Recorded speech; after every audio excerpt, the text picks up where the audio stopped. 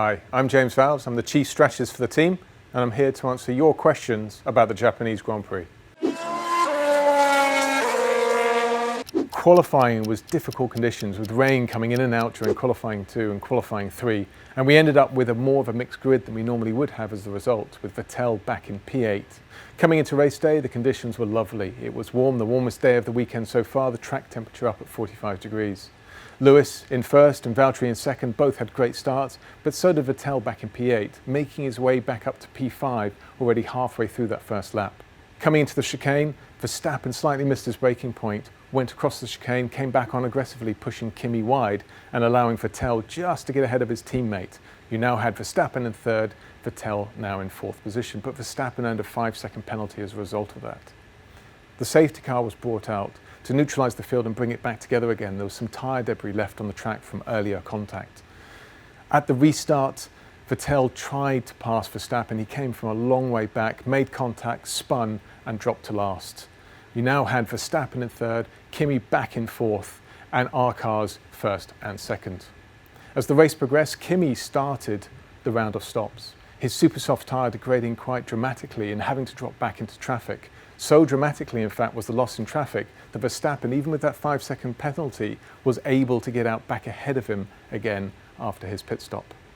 We then stopped our cars, Valtteri first and then Lewis second, maintaining that first and second position, going on the medium tyre to the end of the race.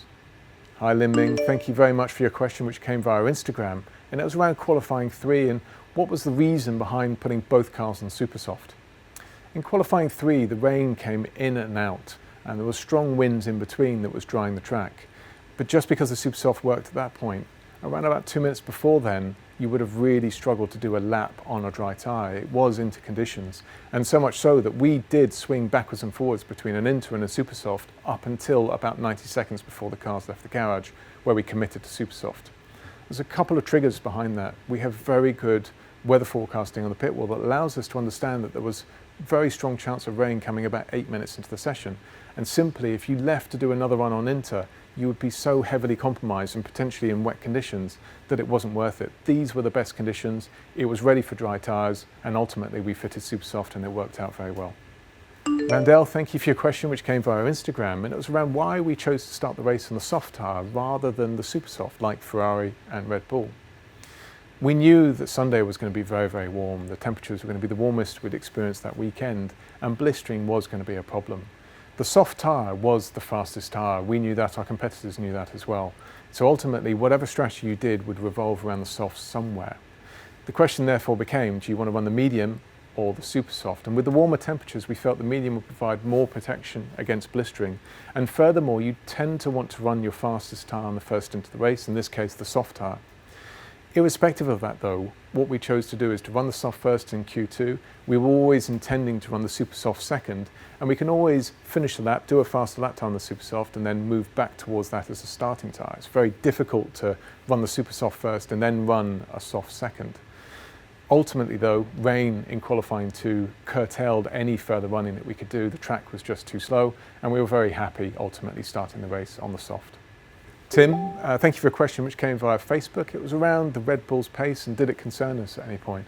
And the answer is yes. We saw on Friday, especially with Daniel Ricciardo, that his pace was very, very strong on the soft tyre. They were running a little bit more rear wing than we were, a little bit more downforce, and we could see the car was working very well. As we went into the race, it was quite clear that we weren't shaking them. They were a very competitive car and they would become a risk at certain points in the race. And what it meant is we just had to drive correctly and defensively and ensure that we didn't run out of tyres at the wrong point in the race. Both Lewis and Valtteri did that perfectly. With Valtteri on the second stint of the race, he was really just managing the gap to Red Bulls. As they came back into what we call our safety car window, we knew there was no point in carrying on pushing at the level we are. We'll just let them come in towards us and just manage the gap relative to them, which Valtteri did very, very well. Scott, thanks for your question which came via Facebook. It was around why we boxed Valtteri first. In this particular circumstance, Valtteri was quite a few seconds behind Lewis. It wasn't really in a situation where he'd undercut him. And furthermore, when Verstappen had stopped, there was a risk to Valtteri before it gets to Lewis of an undercut there. So we wanted to cover that risk off And the fastest race for Lewis was actually to stretch that soft tyre, the very competitive soft tyre, and minimise the stint on medium.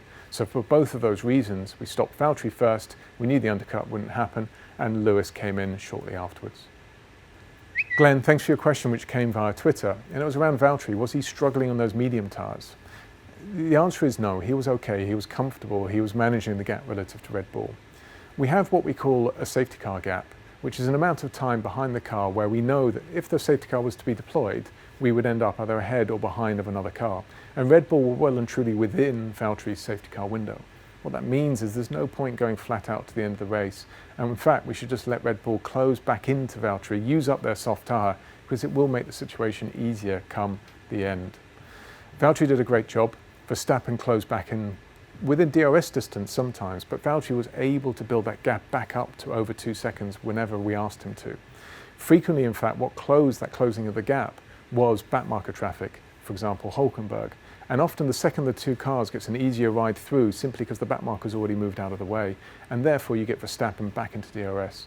But Valtteri was very comfortable, spoke after the race and said he was really just managing that gap. Kai, thanks for your question, which came via Facebook, and it was around the issues that Lewis was experiencing with the power unit in terms of hesitations in the race in Suzuka.